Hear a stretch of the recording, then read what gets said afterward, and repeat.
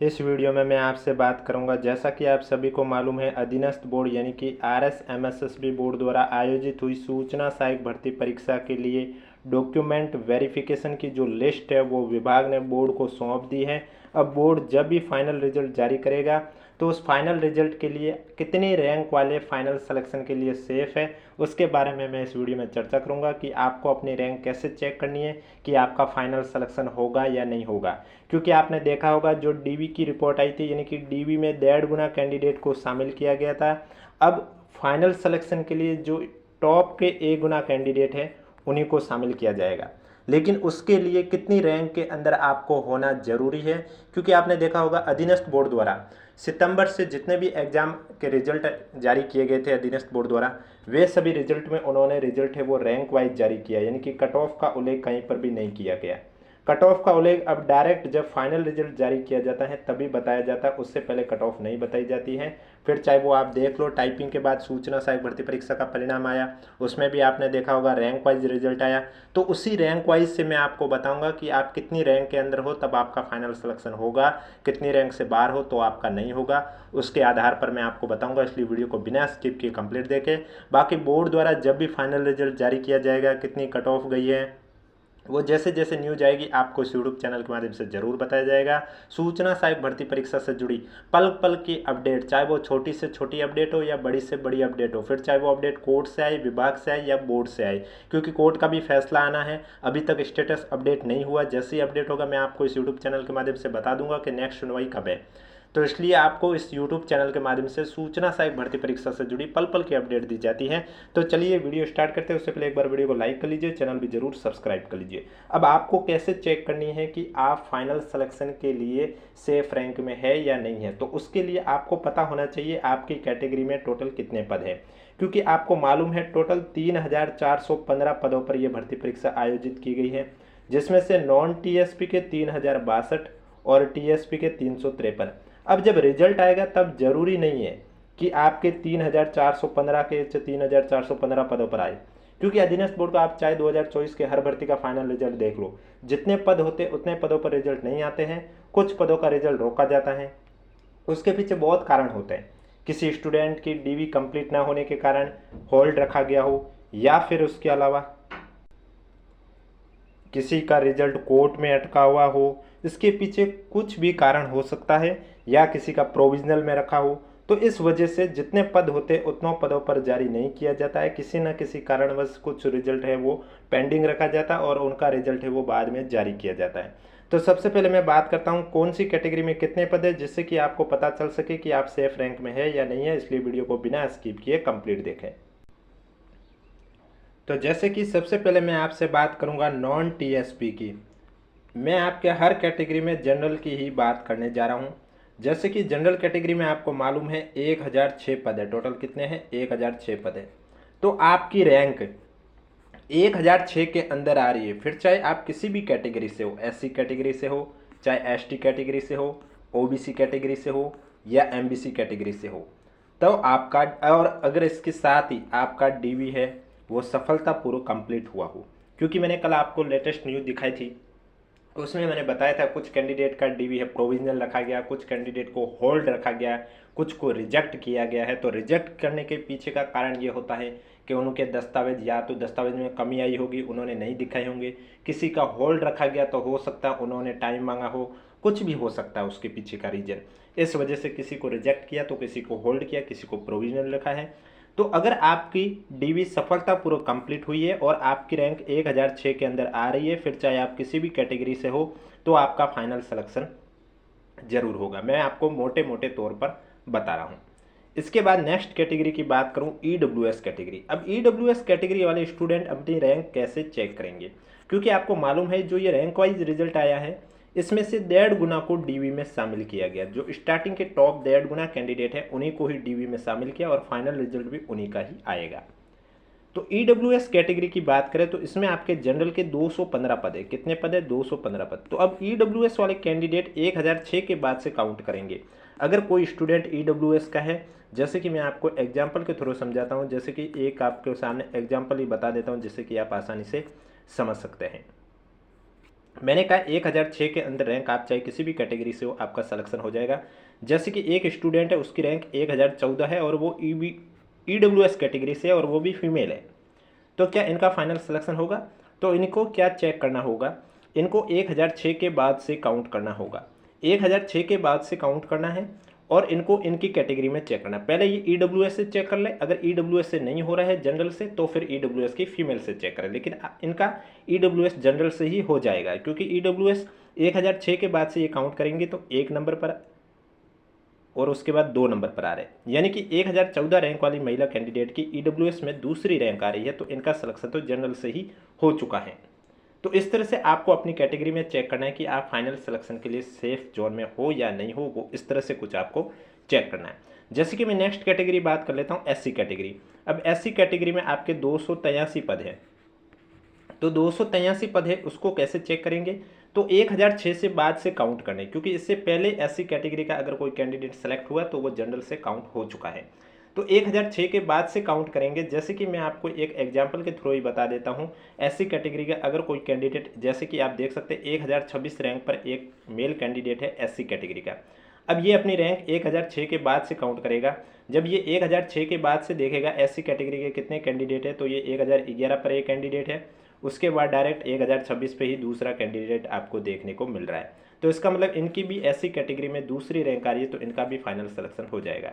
अब आपको यहाँ पर जो ये नंबर दिखाई दे रहे हैं, कोष्टक के अंदर नंबर है, ये कैंडिडेट की रैंक है, उसके बाद कैंडिडेट के रोल नंबर है और उसके बाद उनकी कैटेगरी, और कैटेगरी में मेल है या फीमेल है वो लिखा हुआ है। फीमेल है तो F लिखा होगा, मेल है तो M लिखा हुआ है। उससे पहले GN जनरल है, EWS कैटेगरी, OBC कैटेगरी, वो सभी उनकी कैटेगरी हैं। इसके बाद नेक्स्ट बात करूँ मैं ST कैटेगरी की। ST कैटेगरी में आपके टोटल पद है वो 344 है, तो 344 के लिए अगर आपकी रैंक 1006 के बाद से काउंट करना है आपको, और आपके रोल नंबर 344 रैंक के अंदर आ रहे हैं, तो आपका भी फाइनल सिलेक्शन हो जाएगा। मैं फिर से बता देता हूं, जरूरी नहीं जितने पद है उतने पदों पर आपका रिजल्ट आए, क्योंकि कल मैंने आपको पूरी रिपोर्ट बताई थी, कुछ को होल्ड रखा गया, कुछ को प्रोविजनल रखा गया, तो उनका भी रिजल्ट बाद में जारी होगा। सभी अगर DV सत्यापन जो है वो सक्सेस हो जाएगा तो सभी उनका रिजल्ट भी बाद में जारी किया जाएगा। इसलिए जितने पद है उतने पदों पर तो फाइनल रिजल्ट नहीं आएगा, ये बात तो श्योर है। इसके बाद बात करते हैं OBC कैटेगरी की। OBC कैटेगरी में आपके पद है वो 178 है। कितने हैं? 178 है। तो इनको भी 1006 के बाद से काउंट करने। अगर इनकी रैंक 1006 के अंदर आ चुकी है तो वो जनरल से सेलेक्ट हो चुका है, यानी कि अगर कोई कैंडिडेट OBC कैटेगरी का और उसकी रैंक 1006 के अंदर आ गई है तो वो फिर 1006 में आ गई है तो वो जनरल से सेलेक्ट हो चुका है। अब OBC कैंडिडेट वाले कैंडिडेट 1006 के बाद से काउंट करना शुरू करेंगे और OBC में टोटल जो पोस्टें हैं वो 178 है और उनकी रैंक अगर 178 के अंदर आ रही है तो उनका फाइनल सिलेक्शन हो जाएगा।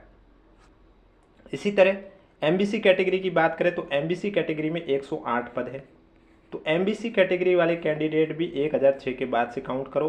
अगर आपके रोल नंबर 1006 के बाद आ रहे हैं तो आपके रोल नंबर जहाँ पर है उससे पहले 1006 के बाद से MBC कैटेगरी वाले कैंडिडेट को काउंट करना है, और अगर आपकी रैंक 108 के अंदर आ रही है तो आपका भी फाइनल सिलेक्शन हो जाएगा। बस कंडीशन ये होनी चाहिए कि आपका डॉक्यूमेंट वेरिफिकेशन सफलतापूर्वक कंप्लीट हुआ हो। फीमेल कैंडिडेट कैसे चेक करेंगे? तो उनको मालूम होना चाहिए कि उनकी कैटेगरी में कितने पद हैं। जैसे कि मैं सबसे पहले जनरल की ही बात कर लेता हूं। अब जनरल में सभी फीमेल जनरल, चाहे वो SC ST OBC हो, वहाँ से सेलेक्ट हो जाएगी। 287 के अंदर रैंक आ रही है, तो 1006 में तो है ही, लेकिन अलग से इनकी 287 है। इसी तरह EWS फीमेल को कैसे चेक करनी होगी? अगर उनको अपनी कैटेगरी में चेक करनी है तो उनको उनकी कैटेगरी में जनरल के बाद 61 और है। इसी तरह SC कैटेगरी की बात करें तो उनकी रैंक आनी चाहिए 81 के अंदर। ST कैटेगरी की बात करें, उनकी कैटेगरी में 99 आनी चाहिए रैंक। OBC कैटेगरी वालों में 51 पद है और MBC कैटेगरी के 30 पद है। ये तो थे नॉन TSP के। अब बात करता हूँ TSP के। उससे पहले एक बार वीडियो को लाइक कर लीजिए, चैनल भी जरूर सब्सक्राइब कर लीजिए, क्योंकि फाइनल रिजल्ट बोर्ड द्वारा जब भी जारी किया जाएगा आपको यूट्यूब चैनल के माध्यम से जरूर बता दिया जाएगा। अब TSP कैंडिडेट कैसे चेक करेंगे अपनी रैंक? तो उसके लिए उन्हें पता होना चाहिए कि उनकी कैटेगरी में कितनी उनकी रैंक है। जैसे कि आप देख सकते हैं TSP यानी कि अनुसूचित क्षेत्र, तो TSP में जनरल में टोटल 143 पद है, तो 143 के अंदर जिनकी भी रैंक आ रही है, फिर चाहे वो OBC नहीं, चाहे वो SC से हो या ST से हो, उनका फाइनल सिलेक्शन हो जाएगा। अब SC ST कैटेगरी वालों को 143 के बाद से काउंट करा। अब यहाँ आप देखोगे TSP में OBC है, तो कुछ रोल नंबर आपको नॉन TSP और TSP दोनों जगह देखने को मिलेगी। तो जहाँ जहाँ आपको OBC MBC कैटेगरी देखने को मिल रही है, वहाँ आप स्किप करते रहिए और उसके बाद से आपको काउंट करना है, यानी कि आपको काउंट करना है जनरल, SC और ST कैटेगरी के। और 143 जैसे ही कंप्लीट हो जाते हैं, जैसे कि मैं मान के चलूँ कि यहाँ बीच में OBC के आ रहे हैं, MBC के आ रहे हैं, इसलिए 143 मेरे 200 पे जाके काउंट हो रहे हैं। तो यानी कि 200 तक वाले जनरल से सेलेक्ट हो जाएंगे। उसके बाद SC कैटेगरी में 3 पद है, तो 200 के बाद और 3 कैंडिडेट आ जाएंगे। और ST कैटेगरी में 27 पद है, तो 200 के बाद 27 कैंडिडेट और आ जाएंगे। मैं फिर से कह रहा हूँ, मैंने 200 इसलिए माना है कि इससे पहले आपको कुछ OBC के भी दिखाई दे रहे हैं, उनको मैं स्किप करके जा रहा हूँ। अब जैसे कि आपने देखा होगा, इसका जो रिजल्ट है, यानी कि टाइपिंग टेस्ट से पहले जो रिजल्ट आया था, एग्जाम जो 21 जनवरी को हुआ था, उसका 1 जुलाई को रिजल्ट आया, उसमें आपको कट ऑफ देखने को मिली थी। क्योंकि पहले अधीनस्थ बोर्ड कट ऑफ जारी कर रहा था, लेकिन सितंबर से उन्होंने नया रूल लागू किया था जिसमें उन्होंने कट ऑफ बताना बंद कर दिया और रैंक वाइज रिजल्ट है वो निकालना शुरू कर दिया। तो अब फाइनल कट ऑफ में कितना अंतर आएगा, क्योंकि टाइपिंग टेस्ट तो में आपके कोई मार्क्स थे नहीं, वो LDC में आपके होते हैं मार्क्स, लेकिन सूचना सहायक में कोई मार्क्स नहीं होते हैं।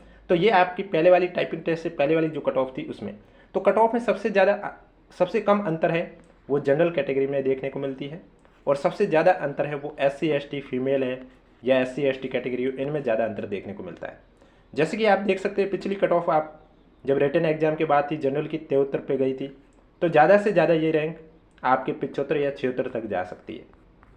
इसी तरह आप देख सकते हैं EWS की जनरल की 67 कट ऑफ थी, SC की बात करें तो 64 थी, ST की बात करें 58 थी, OBC की बात करें 72 थी, MBC की बात करें तो 62। फीमेल में सबसे ज़्यादा अंतर देखने को मिलेगा आपको, चाहे वो किसी भी कैटेगरी से हो। शहरिया की जनरल की आप देख सकते हैं पिछली कट ऑफ गई थी वो 43 गई थी। फाइनल कट ऑफ में सबसे ज़्यादा अंतर देखने को मिलता है SC ST और फीमेल में। जैसे कि हॉरिजेंटल में देखा तो BLB की आप देख सकते हैं 35 है, HI की 35 है, LDCP की 39 है, MISLD में 36 है और SP में भी 46 है।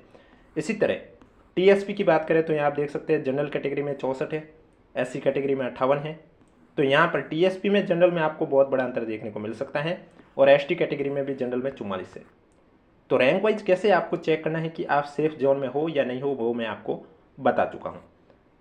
इसी तरह पल पल की अपडेट जाने के लिए अगर अभी तक आपने हमारा चैनल सब्सक्राइब नहीं किया तो चैनल जरूर सब्सक्राइब करें, वीडियो को भी लाइक करें। बाकी बोर्ड द्वारा जब भी फाइनल रिजल्ट जारी किया जाएगा आपको इस यूट्यूब चैनल के माध्यम से बता दिया जाएगा, और फाइनल रिजल्ट में आपको कट ऑफ भी देखने को मिल जाएगी। क्योंकि मैंने आपको पहले भी बताया, मैं फिर से बता रहा हूँ, अधीनस्थ बोर्ड द्वारा अब आपको कट ऑफ सिर्फ और सिर्फ फाइनल रिजल्ट में ही देखने को मिलती है। उससे पहले प्री DV जो रिजल्ट होता है उसमें सिर्फ आपको रैंक बताई जाती है, और उसी रैंक के आधार पर स्टूडेंट को DV के लिए बुलाया जाता है।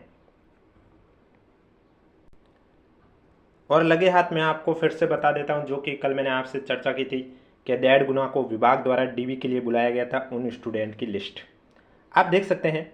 टोटल विभाग द्वारा 5445 कैंडिडेट का DV किया गया। अब जो फाइनल रिजल्ट है उसमें पद है 3415।